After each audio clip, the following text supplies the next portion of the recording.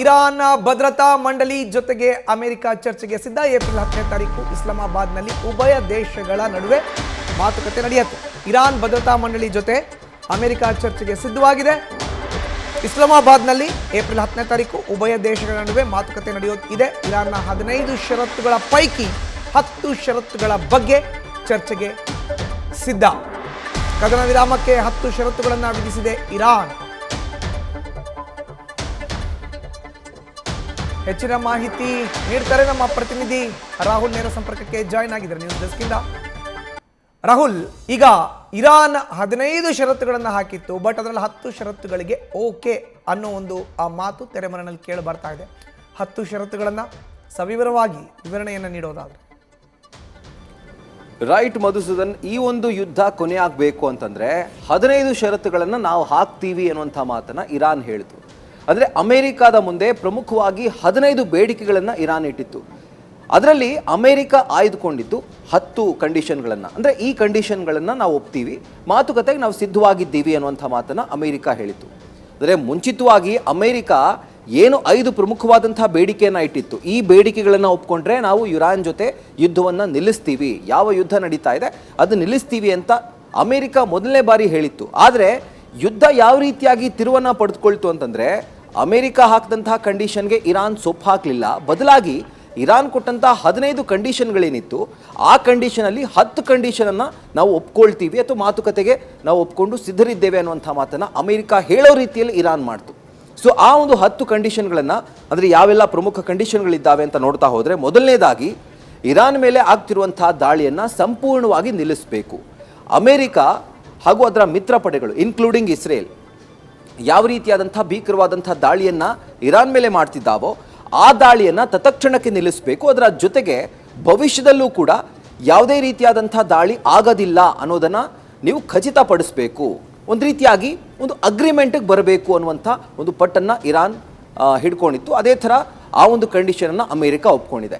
ಇನ್ನು ಎರಡನೇದು, ಇರಾನ್ನ ಒಂದು ಕೈಯಲ್ಲಿ ಲಾಕ್ ಆಗಿರುವಂಥ ಹಾರ್ಮುಜ್ ಜಲಸಂಧಿ. ಸೊ ಯುದ್ಧ ಶುರುವಾಗೋದಕ್ಕಿಂತ ಮುಂಚೆ ಹಾರ್ಮುಜ್ ಜಲಸಂಧಿ ಫ್ರೀ ಆಗೇ ಇತ್ತು. ಪ್ರತಿ ದೇಶದ ಹಡಗು, ಅಂದರೆ ಯಾವ ದೇಶದ ಹಡಗು ಅಲ್ಲಿಂದ ಪಾಸ್ ಆಗಬೇಕಾಗಿದ್ರೂ ಕೂಡ ಯಾವುದೇ ಥರದ ಒಂದು ಟೋಲ್ ಕಟ್ಟುವಂಥ ಅವಶ್ಯಕತೆ ಇರಲಿಲ್ಲ. ಆದರೆ ಅಮೆರಿಕ ಮಾಡಿದಂಥ ಎಡವಟ್ಟು ಈ ಯುದ್ಧದಲ್ಲಿ ಯಾವ ರೀತಿಯಾಗಿದೆ ಅಂತಂದರೆ, ಫ್ರೀ ಆಗಿದ್ದಂಥ ಹಾರ್ಮುಜ್ ಜಲಸಂಧಿಯನ್ನು ಇರಾನ್ ಲಾಕ್ ಮಾಡೋ ಹಾಗೆ ಮಾಡ್ತು. ಅದರ ಜೊತೆಗೆ ಈಗ ಓಪನ್ ಮಾಡಬೇಕು ಅಂದರೆ, ಅಲ್ಲಿಂದ ಹಡಗುಗಳು ಪಾಸ್ ಆಗಬೇಕು ಅಂತಂದರೆ ಟೋಲ್ ಕಟ್ಟಬೇಕು ಅನ್ನುವಂಥ ಕಂಡೀಷನ್ನ ಇರಾನ್ ಹಾಕೋ ರೀತಿ ಅಮೆರಿಕ ಮಾಡ್ತು. ಸೊ ಇದು ಇನ್ನೊಂದು ಎಡವಟ್ಟು ಅಂತ ಹೇಳ್ಬೋದು. ಸೊ ಹಾರ್ಮುಜ್ ಜಲಸಂಧಿ ನಮ್ಮ ನಿಯಂತ್ರಣದಲ್ಲಿರಬೇಕು, ಇದು ಇರಾನ್ ಹಾಕ್ತಿರುವಂಥ ಎರಡನೇ ಕಂಡೀಷನ್. ಇದಕ್ಕಿಂತ ಮುಂಚೆ, ಅಂದರೆ ಯುದ್ಧಕ್ಕಿಂತ ಮುಂಚೆ ಭೌಗೋಳಿಕವಾಗಿ ಹಾರ್ಮುಜ್ ಜಲಸಂಧಿ ಇರಾನ್ಗೆ ಸೇರ್ತಾ ಇತ್ತು. ಆದರೆ ಈಗ ಆ ಒಂದು ಡಾಮಿನೆನ್ಸನ್ನು ಹಾರ್ಮುಜ್ ಜಲಸಂಧಿಯಲ್ಲಿ ಇರಾನ್ ಸ್ಥಾಪಿಸುವಂತೆ ಅಮೆರಿಕ ಮಾಡಿದೆ. ಅದು ಈ ಒಂದು ಯುದ್ಧದ ಎಡವಟ್ಟು. ಸೊ ಆ ಕಂಟ್ರೋಲ್ ನಮಗೆ ಕಂಪ್ಲೀಟಾಗಿ ಬೇಕು ಅನ್ನುವಂಥದ್ದನ್ನು ಇರಾನ್ ಕ್ಲೇಮ್ ಮಾಡ್ತಾ ಇದೆ. ಇನ್ನು ಮೂರನೇದು, ಈಗಾಗಲೇ 60% ಯುರೇನಿಯಂ ಎನ್ರಿಚ್ಮೆಂಟ್ ಏನಿದೆ, ಸೊ ಸುಮಾರು 440.900 ಗ್ರಾಮ್ನಷ್ಟು, ಅಂದರೆ 440 kg 900 ಗ್ರಾಮ್ನಷ್ಟು ಎನ್ರಿಚ್ಡ್ ಯುರೇನಿಯಂ ಇರಾನ್ ಬಳಿ ಇದೆ. 60% ಎನ್ರಿಚ್ ಆಗಿದೆ. ಸೊ ಆ ಪ್ರೋಗ್ರಾಮನ್ನು ತತ್ಕ್ಷಣ ನಿಲ್ಲಿಸಬೇಕು, ಆ ಯುರೇನಿಯಮನ್ನು ನಮಗೆ ಹಸ್ತಾಂತರ ಮಾಡಬೇಕು ಅನ್ನುವಂಥದ್ದು ಅಮೆರಿಕಾದ ಡಿಮ್ಯಾಂಡ್ ಆಗಿತ್ತು. ಬಟ್ ಈಗ ಇರಾನ್ ಹಾಕ್ತಿರುವಂಥ ಕಂಡೀಷನ್ ಏನು, ಆ ಒಂದು ಎನ್ರಿಚ್ಮೆಂಟ್ ಪ್ರೋಗ್ರಾಮ್ ಏನಿದೆ ಅದು ಕಂಟಿನ್ಯೂ ಆಗುತ್ತೆ. ಸೊ 90% ಎನ್ರಿಚ್ಮೆಂಟ್, ಅಂದರೆ 90% ಎನ್ರಿಚ್ಡ್ ಯುರೇನಿಯಮನ್ನು ಪಡ್ಕೊಳ್ಳುವಂಥ ನಮ್ಮ ಪ್ರೋಗ್ರಾಮ್ ಏನಿದೆ ಅದು ಕಂಟಿನ್ಯೂ ಆಗುತ್ತೆ ಅನ್ನುವಂಥ ಕಂಡೀಷನನ್ನು ಇರಾನ್ ಹಾಕಿದೆ. ಅದಕ್ಕೂ ಅಮೆರಿಕ ಒಪ್ಕೊಂಡಿದೆ. ಆ್ಯಂಡ್ ಅದರೀಗ UN ಸೆಕ್ಯೂರಿಟಿ ಕೌನ್ಸಿಲ್ನಲ್ಲಿ ಯಾವೆಲ್ಲ ನಿರ್ಣಯಗಳನ್ನು ಇರಾನ್ನ ವಿರುದ್ಧ ತೆಗೆದುಕೊಳ್ಳಲಾಗಿತ್ತೋ ಆ ಎಲ್ಲ ನಿರ್ಣಯಗಳನ್ನು ಕೂಡ ನೀವು ಕೈ ಬಿಡಬೇಕು, ಆ ಎಲ್ಲ ನಿರ್ಣಯಗಳು ಟರ್ಮಿನೇಟ್ ಆಗಬೇಕು ಅನ್ನುವಂಥ ಬಿಗಿ ಪಟ್ಟನ್ನು ಇರಾನ್ ಹಾಕಿದೆ. ಸೊ ಇದಕ್ಕೂ ಅಮೆರಿಕ ಒಪ್ಕೊಂಡಿದೆ. ಅದರ ಜೊತೆಗೆ international atomic energy association, so ಈ ಒಂದು IAEA ಬೋರ್ಡ್ ಏನಿದೆ, ಇಲ್ಲಿ ತೆಗೆದುಕೊಳ್ಳಲಾಗಿರುವಂಥ ನಿರ್ಣಯಗಳು ಅವನ್ನು ಕೂಡ ಕೈ ಬಿಡಬೇಕು, ಟರ್ಮಿನೇಟ್ ಮಾಡಬೇಕು ಅನ್ನುವಂಥದ್ದನ್ನು, ಅಂದರೆ ಇರಾನ್ನ ನ್ಯೂಕ್ಲಿಯರ್ ಪ್ರೋಗ್ರಾಮ್ಗೆ ಪೂರಕವಾದಂಥ ವಾತಾವರಣವನ್ನು ನಿರ್ಮಾಣ ಮಾಡಿಕೊಳ್ಳಿಕ್ಕೆ ಇರಾನ್ ಯಾವೆಲ್ಲ ಕಂಡೀಷನ್ಗಳನ್ನು ಹಾಕಬಹುದು ಆ ಎಲ್ಲ ಕಂಡೀಷನ್ನು ಕೂಡ ಇರಾನ್ ಹಾಕಿದೆ. ಸೊ ಅದರಲ್ಲೂ ಒಂದು IAEA ಬೋರ್ಡ್ನ ಒಂದು ಡಿಸಿಷನ್ಗಳನ್ನು, ಅಂದರೆ ಆ ರೆಸೊಲ್ಯೂಷನ್ಗಳನ್ನು ಟರ್ಮಿನೇಟ್ ಮಾಡಬೇಕು ಅನ್ನುವಂಥದ್ದು ಅಮೆರಿಕ ಅದಕ್ಕೂ ಒಪ್ಕೊಂಡಿದೆ.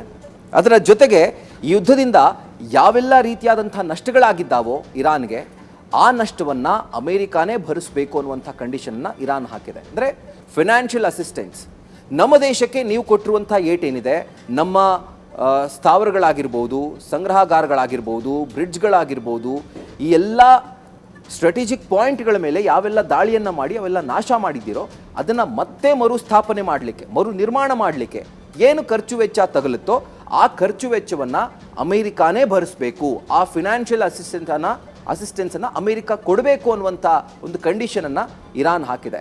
ಸೊ ಇದಕ್ಕೆ ಒಂದು ಪ್ರಮುಖವಾದಂಥ ವಿಷಯ ಏನು ಅಂತಂದರೆ ಮಧುಸೂದನ್, ಇಲ್ಲಿ ಅಮೇರಿಕಾ ತಾನೇ ಮುಗಿಬಿದ್ದು ಹೋದಂಥ ಒಂದು ಯುದ್ಧ ಇದು.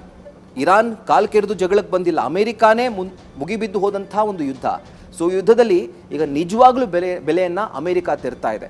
ಇದರ ಜೊತೆಗೆ ಯಾವ ರೀತಿಯಾದಂಥ ಒಂದು ಸ್ಯಾಂಕ್ಷನ್ಗಳನ್ನು ಇರಾನ್ ಮೇಲೆ ವಿಧಿಸಲಾಗಿತ್ತು, ಪ್ರೈಮರಿ ಹಾಗೂ ಸೆಕೆಂಡರಿ ಸ್ಯಾಂಕ್ಷನ್, ಸೊ ಅದನ್ನು ಕೂಡ ತತ್ಕ್ಷಣಕ್ಕೆ ವಾಪಸ್ ಪಡಿಬೇಕು, ನಾವು ಫ್ರೀ ಟ್ರೇಡ್ ಮಾಡಲಿಕ್ಕೆ ಅವಕಾಶವನ್ನು ಮಾಡಿಕೊಳ್ಬೇಕು, ಮುಕ್ತ ಅವಕಾಶವನ್ನು ಮಾಡಿಕೊಡ್ಬೇಕು ಅನ್ನುವಂಥ ಕಂಡೀಷನನ್ನು ಇರಾನ್ ಹಾಕಿತ್ತು. ಈಗ ಅದಕ್ಕೂ ಕೂಡ ಅಮೇರಿಕಾ ಒಪ್ಕೊಳ್ಳೋ ರೀತಿ ಆಗಿದೆ. ಇನ್ನು ಕೊನೆಯದಾಗಿ US ಸೇನಾ ನೆಲೆಗಳೇನಿದ್ದಾವೆ ಅಲ್ಲಿರುವಂಥ ಸೈನಿಕರು, ಸೇನಾ ನೆಲೆಗಳು ಅದೆಲ್ಲವನ್ನು ಕೂಡ ಖಾಲಿ ಮಾಡಿಕೊಂಡು ವಾಪಸ್ ಅಮೇರಿಕಾ ಹೋಗಬೇಕು.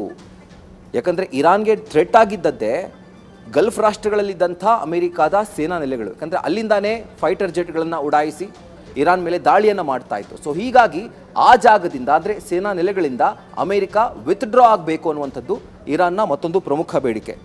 ಸೊ ಅದರ ಜೊತೆಗೆ ಇನ್ನೊಂದು ಪ್ರಮುಖವಾಗಿ ಉದ್ದೇಶ ಏನು ಅಂತಂದರೆ, ಇಸ್ರೇಲ್ ಇರಾನ್ ಮೇಲೆ ದಾಳಿ ಮಾಡ್ತಾ ಇರೋದೇ ಈ ಪ್ರಾಕ್ಸಿ ಸಂಘಟನೆಗಳನ್ನು ಇರಾನ್ ಸಾಕ್ತಾ ಇದೆ ಅಂತ. ಅಂದರೆ ಹಮಾಸ್ ಆಗಿರ್ಬೋದು, ಹೆಜ್ಬುಲ್ಲಾ, ಹೌತಿ, ಈ ಬಂಡುಕೋರರ ಸಂಘಟನೆಗಳೇನಿದ್ದಾವೆ, ಸೊ ಈ ಸಂಘಟನೆಗಳಿಗೆ ಪರೋಕ್ಷವಾಗಿ ಧನ ಸಹಾಯವನ್ನು ಮಾಡಿ ಅವುಗಳಿಗೆ ಬೇಕಾದಂಥ ಅಗತ್ಯ ಶಸ್ತ್ರಾಸ್ತ್ರಗಳನ್ನು ಪೂರೈಕೆ ಮಾಡಿ ನಮ್ಮ ಮೇಲೆ ಇರಾನ್ ಚೂ ಬಿಡ್ತಾ ಇದೆ ಅನ್ನುವಂಥ ಒಂದೇ ಕೋಪಕ್ಕೆ, ಆ ಒಂದೇ ಕಾರಣಕ್ಕೆ ಇಸ್ರೇಲ್ ಇರಾನ್ ಮೇಲೆ ಮುಗಿಬಿದ್ದು ದಾಳಿಯನ್ನು ಮಾಡ್ತಾ ಇದೆ. ಸೊ ಈಗ ಇರಾನ್ ಹೇಳ್ತಿರುವಂಥದ್ದೇನು, ನಮ್ಮ ದೇಶದ ರಕ್ಷಣೆಗಾಗಿ ಟೊಂಕ ಕಟ್ಟಿ ನಿಂತಿರುವಂತಹ ಸಂಘಟನೆಗಳೇನಿದ್ದಾವೆ ಆ ಸಂಘಟನೆಗಳಿಗೆ ನಾವು ಬೆಂಬಲವನ್ನು ಕೊಡ್ತಾ ಹೋಗ್ತೀವಿ, ಅಂದರೆ ಕಂಟಿನ್ಯೂ ಆಗುತ್ತೆ, ಅದನ್ನು ತಡಿಬಾರ್ದು, ನಾವು ಅದನ್ನು ನಿಲ್ಲಿಸೋದಕ್ಕೆ ಒಪ್ಪೋದಿಲ್ಲ, ಈ ಕಂಡೀಷನ್ ನಿಮಗೆ ಒಪ್ಪಿಗೆ ಇದೆಯಾ ಅನ್ನೋದನ್ನು ಅಮೇರಿಕಾ ಮುಂದೆ ಈ ಒಂದು ಡಿಮ್ಯಾಂಡನ್ನು ಇಟ್ಟಿದೆ. ಸೊ ಎಲ್ಲೋ ಒಂದು ಕಡೆ ತನ್ನ ಕೈಲಿ ಯುದ್ಧ ಮಾಡದೇನೆ ಕಂಟ್ರೋಲ್ ಮಾಡಬಹುದಾಗಿದ್ದಂಥ ಒಂದು ಸರ್ಕಮ್ಸ್ಟೆನ್ಸಸ್ಗಳನ್ನು ಅಮೇರಿಕಾ ಯುದ್ಧ ಮಾಡಿ ಕಂಟ್ರೋಲ್ ಮಾಡೋದು ಬಿಟ್ಬಿಡಿ, ಕೈಯಿಂದ ಆ ಕಂಟ್ರೋಲೇ ತಪ್ಪಿದೆ. ಈಗ ಕಂಪ್ಲೀಟ್ ಕಂಟ್ರೋಲ್ ಇರಾನ್ನ ಕೈ ಸೇರಿದೆ. ಸೊ ಈ ಒಂದು ಯುದ್ಧದಲ್ಲಿ ಲಾಭ ಯಾರಿಗಾಯಿತು ಅಂತಾದರೆ ಅದು ಖಂಡಿತವಾಗ್ಲೂ ಇರಾನ್ಗೆ. ಯಾಕೆಂದರೆ ಅಧಿಕೃತವಾಗಿ ತನಗೆ ಬರಬೇಕಾಗಿದ್ದಂಥ ಎಲ್ಲ ಶಕ್ತಿ, ಅಧಿಕಾರ, ಜೊತೆಗೆ ಸೌಕರ್ಯಗಳು, ಸೌಲಭ್ಯಗಳು ಎಲ್ಲವೂ ಕೂಡ ಇರಾನ್ ಕೈ ಸೇರಿದೆ. ಸೊ ಹೀಗಾಗಿ ಎಲ್ಲೋ ಒಂದು ಕಡೆ ಈ ಒಂದು ಯುದ್ಧದಲ್ಲಿ ಭಾರಿ ಪೆಟ್ಟನ್ನು ಅಮೇರಿಕಾ ತಿಂದಿದೆ ಆ್ಯಂಡ್ ಅದರ ಲಾಭವನ್ನು ಒಂದು ರೀತಿಯಾಗಿ ಇರಾನ್ಗೆ ಮಾಡಿಕೊಟ್ಟಿದೆ ಅಂತ ಹೇಳ್ಬೋದು ಮಧುಸೂದನ್. ಧನ್ಯವಾದ ರಾಹುಲ್ ನಿಮ್ಮ ಮಾಹಿತಿಗೆ. ನ್ಯೂಸ್ ಫಸ್ಟ್ ನಿರ್ಭೀತಿಯಿಂದ ನಿಮ್ಮ ಪರವಾಗಿ.